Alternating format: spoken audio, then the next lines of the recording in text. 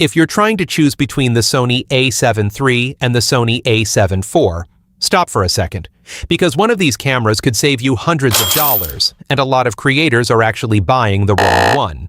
At first glance, the A7 IV looks like the obvious upgrade. It's newer, more expensive, and packed with new features. But after testing both cameras side by side, the results were honestly surprising. In fact, there's one feature on the A7 IV that sounds incredible on paper, but many creators actually don't enjoy using it in real life. So before you spend over $2,000 on a camera, let's compare these two in real-world use and see which one actually makes more sense. And if you want to check the latest prices for both cameras, you'll find the links in the description below. Let's start with the first thing most people notice: design and build.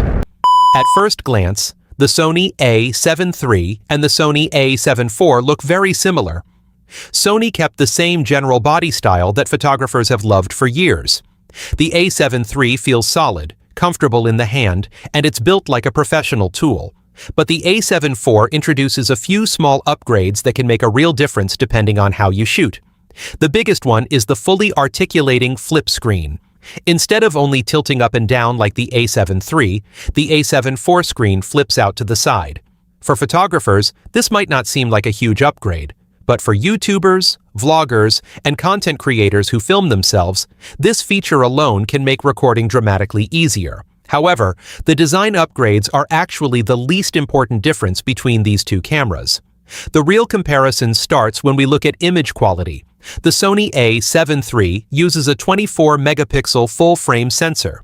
Even though this camera was released years ago, the image quality is still excellent. Photos look sharp, colors are natural, and the low light performance is incredibly strong. But the A7 IV increases the resolution to 33 megapixels. That means more detail in your photos and more flexibility if you need to crop your images later. For photographers who shoot landscapes, commercial work, or high-resolution images, that extra detail can definitely be helpful. But here's something interesting. More megapixels don't always mean better results. Higher resolution sensors sometimes perform slightly worse in very low light because the individual pixels are smaller, and because of that, the A7 III still holds its ground surprisingly well when shooting at higher ISO levels. So while the A7 IV technically wins in resolution, the A7 III is still an incredibly capable photography camera. But image quality is only half the story, because once you start shooting moving subjects, another upgrade becomes very noticeable. Autofocus. Sony has always been known for having some of the best autofocus systems in the camera industry. The A7 III already has very fast and reliable autofocus.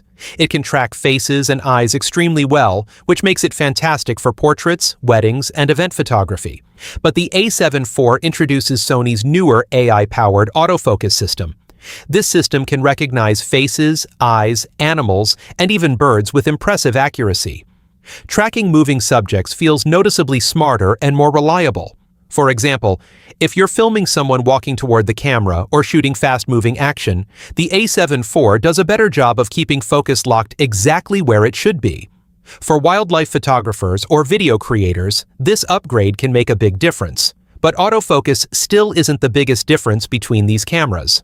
The biggest changes appear when we start talking about video performance, and this is where things get really interesting. Video performance. Both the A7 III and the A7 IV can shoot beautiful 4K video. But the way they record that video is very different. The A7 III records 4K in 8-bit color. For beginners and most creators, this still looks fantastic straight out of the camera. But the A7 IV upgrades this to 10-bit 4:2:2 recording. This allows far more flexibility when color grading your footage. If you're editing videos professionally or trying to achieve a cinematic look, this upgrade can make a big difference. However, there's one small catch that many creators don't realize until they start using the camera. When the A7 IV records 4K at 60 frames per second, it adds a noticeable crop to the image. That means your field of view becomes tighter. If you're filming yourself, vlogging, or shooting in small spaces, that crop can sometimes feel limiting. So while the A7 IV clearly wins in overall video capability, it's not a perfect upgrade for every situation. And that brings us to one of the biggest deciding factors for most buyers: price and value. Today, the Sony A7 III is significantly cheaper than the A7 IV. In many cases, it can be $600 to $800 less expensive depending on sales and bundles. And considering how powerful the A7 III still is, many photographers believe it's one of the best value full-frame cameras you can buy. The A7 IV, on the other hand, is newer and more expensive, but that extra cost gives you newer autofocus technology, higher resolution, stronger video features, and a more modern design. So the real question becomes, are those upgrades actually worth paying extra for? To answer that, we need to look at who each camera is really designed for. So here's the simple way to decide. If your main focus is photography and you want the best value for your money, the Sony A7 III is still an incredible camera. It delivers excellent image quality, strong low-light performance, and professional results at a much lower price. But if you're creating YouTube videos, filming content regularly, or you want the latest autofocus and video features, the Sony A7 IV is the better choice. It's more powerful, more versatile, and better suited for modern content creation. So the real winner depends on how you plan to use your camera. If you want to check the latest prices for both cameras, I've placed the links in the description below. And if you enjoy camera comparisons like this, make sure to subscribe because we're testing new gear every week, and you might be surprised which camera wins the next comparison.